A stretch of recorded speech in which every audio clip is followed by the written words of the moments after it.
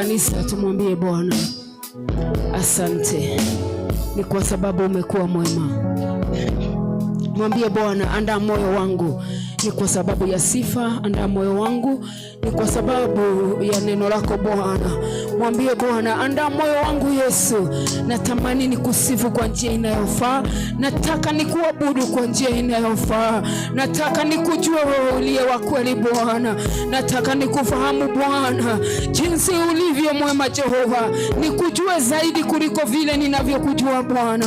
Mwambie Mungu wako, Baba, nataka nikujue, nataka niishi na wewe Bwana, nataka nikudumishe ndani ya moyo wangu, nikujua wewe uliye wa kweli, nikujua wewe uliye nikomboa, wewe uliye nitoa mavumbini. Mwambie Bwana, nataka nikujue wewe uliye nisamehe dhambi, wewe uliye nivuta kwako, nikujue Yesu.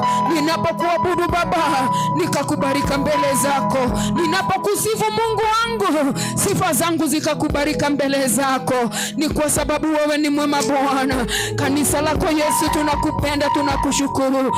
Asante ni kwa ajili ya ukuu wako Bwana.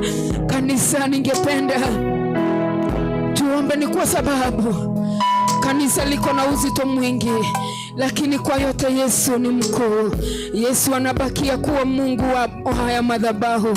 Tukumbuke jamii ya Pastor Beth, ni kwa sababu wako na uzito mwingi, wako na uzito mwingi. Tumkumbuke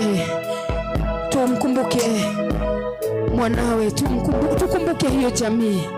Hebu taja neno limoja tu, ni mpendwa, alikuwa shujaa.